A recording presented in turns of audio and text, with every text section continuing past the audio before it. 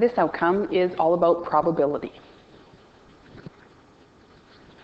The study of probability helps us figure out the likelihood of something happening. For instance, when you roll a pair of dice, you might ask how likely you are to roll a sum of 7. In math, we call the something happening an event. So what is the event of rolling a sum of 7?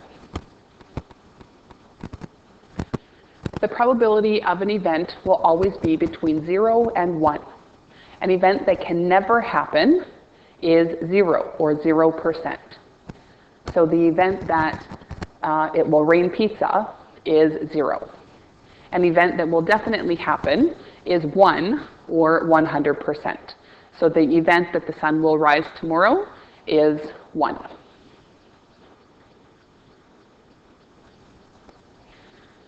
We're going to look at experimental probability. So we're going to learn how to calculate experimental probability. A statement of probability compares the number of times an event of interest occurs to the total number of possible outcomes. So the formula for calculating the probability of an event is P of A, which just means the probability of event A, is the number of occurrences of event A. So how many times does this one specific thing show up, divided by the total number of possible outcomes. So in the examples, the probability is based on measuring a sample of data or running a trial to find out what the probability is. This is known as experimental probability because it is based on known data. So using past results allows you to extrapolate and make a prediction about the likelihood of future events. The more accurate the data used to calculate the probability, the better decisions you will make based on the probability.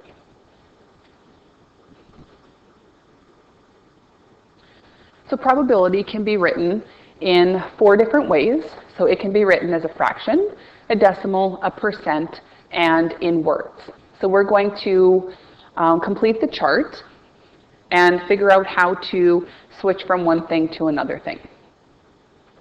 So if we're given a fraction, to change this into a decimal, we just go 1 divided by 3.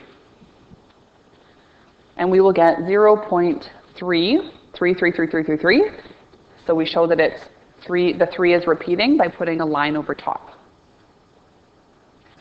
In order to go to a percent, we take our decimal value and we multiply this by 100. And we will get 33.3%. Again, that 3 is repeating. And now in words we use the fraction. So 1 out of 3.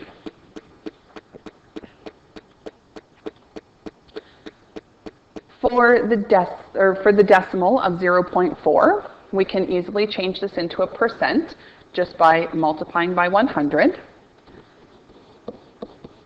So we'll end up with 40%. With our 40%, we can change this to a fraction because a percent says it's out of 100. So as a fraction, we would have 40 out of 100. You can also put this into lowest terms. So if you divide both of these by 20, you would get 2 out of 5. So then to write this in words, we can just write 2 out of 5. If you didn't put it into lowest terms, you would write 40 out of 100.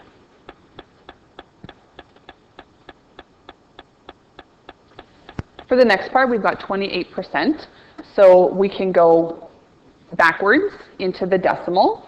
So all we need to do is divide by 100. So we will get 0.28. If we use our percent and change this into a fraction, again, we will have 28 out of 100 because a percent is always out of 100. Putting this into lowest terms, we can divide by 4. So we will get 7 out of 25. So then using that fraction,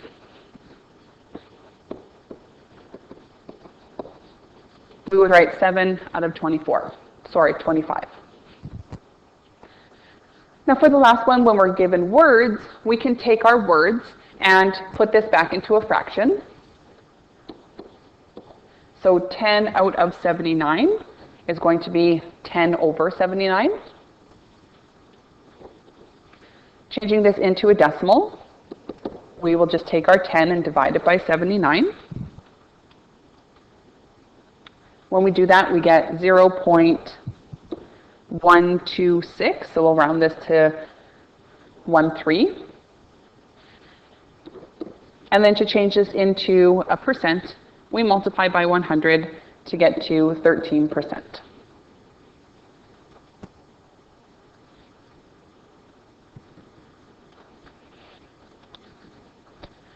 The football team at Carlton has played 10 matches against North Battleford. During these matches, Carlton won 7 out of 10 games.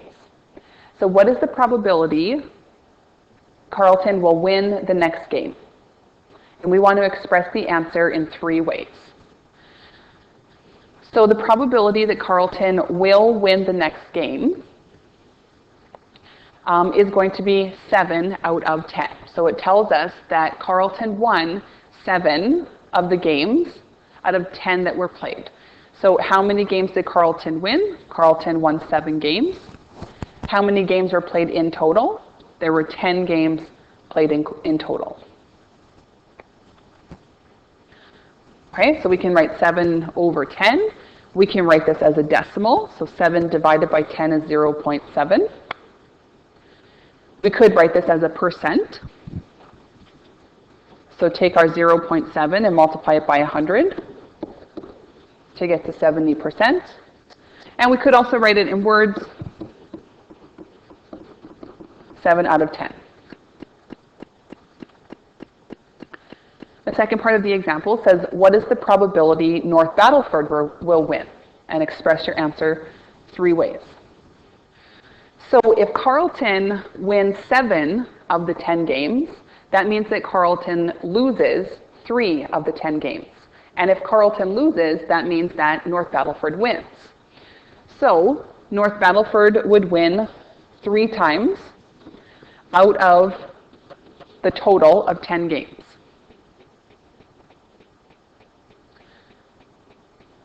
So again, writing this as a decimal would be 0.3. As a percent would be 30%. And in words would be 3 out of 10. So when you have a probability of something happening, and then of that same thing not happening, your total should be 1. So the probability of Carlton winning is 7 out of 10, or 70%. And then the probability of Carlton not winning, which would mean North Battleford winning, would be 30%. And then 70% and 30% would give you 100%. In this last example, a company makes 2,500 pairs of jeans each month. To make sure the jeans are up to standard, Amy is a quality control officer. One day, she checked 50 pairs of jeans and found 3 were not up to company standard. What is the probability that a pair of jeans will not be up to company standard? So, it tells us that she found 3 pair of jeans that were not up to standard. So, how many are not up to standard? 3 are not up to standard. For the denominator, it's how many jeans did she check? So 50 pair of jeans were checked. So the 2,500 pair of jeans up at the top is not useful in this question. So she checked 50 pair of jeans and 3 were not up to standard, so our probability is 3 out of 50. If the 3 pair of jeans are unable to be sold, what is the lost revenue for each day if a pair of jeans sells for $79.99? So we have the 3 jeans that weren't up to company standard, so we can't sell them. And each of these jeans cost $79.99. So all we're going to do is multiply 3 times $79.99, and we will get $239.97. So that's how much money is lost because they weren't able to sell these 3 pair of jeans.